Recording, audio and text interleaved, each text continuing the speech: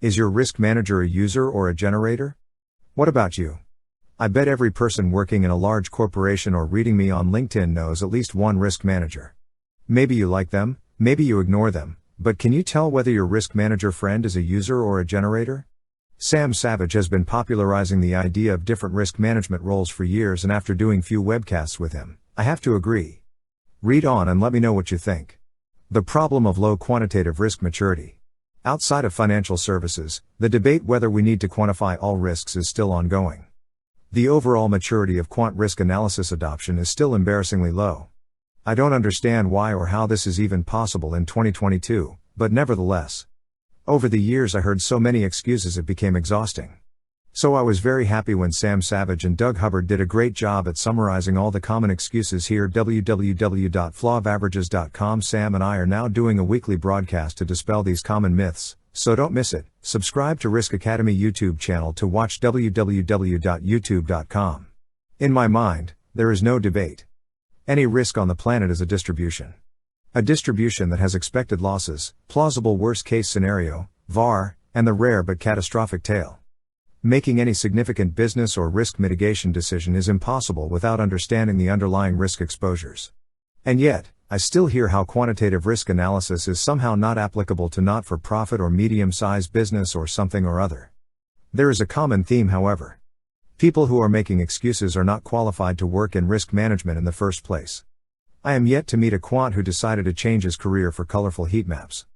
Qualitative risk managers are the antivaxxers of modern time smiles. The other problem is that even risk managers that do apply quantitative risk analysis all do it differently.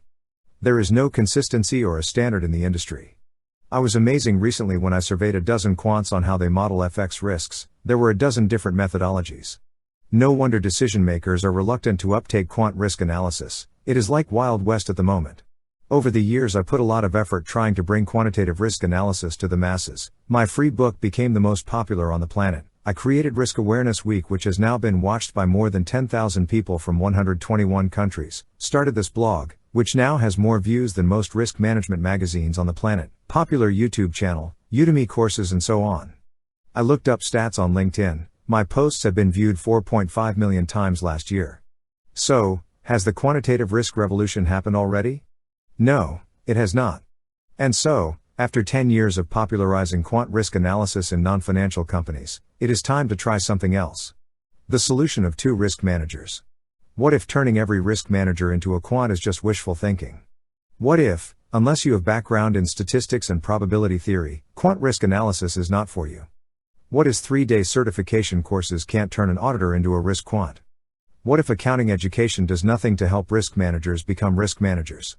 What if reading a couple of books from my list doesn't turn you into a quant? What if some risk managers are meant to be generators and others are better fit to be users?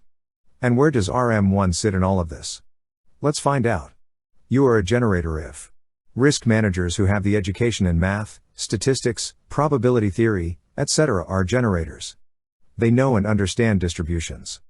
It is not necessary to teach them the difference between PERT and log normal or explain how correlation works.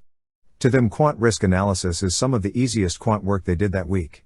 Just like electricity generation plants, they produce correlated distributions, save and transport them as SIPs or SIDs. These people should be responsible for the risk analysis under the bonnet, as long as there is an industry standard for doing risk analysis and decision makers trust the outputs. They can model anything under the sun. They backtest their models and refine them. They know what model error is. Think of risk analysts sitting in Pentagon basement, crunching numbers, cleaning data, producing distributions. You are a user if risk managers who understand the decision science, behavioral economics, corporate finance, etc. are users. They know and understand distributions, but more importantly they understand decision making and how to integrate the outputs of quant risk analysis into insurance buying, planning, forecasting, vendor accreditation, deal valuation and so on. Their role is to sell risk analysis to decision makers, build relationships, integrate, present, improve, build risk culture. In my later part of the career I became a user, since I had people much smarter than me to do the actual math. You are not a risk manager if you are implementing ERM, have a risk methodology that ranks risks from 1 to 5, think risks are colors, conduct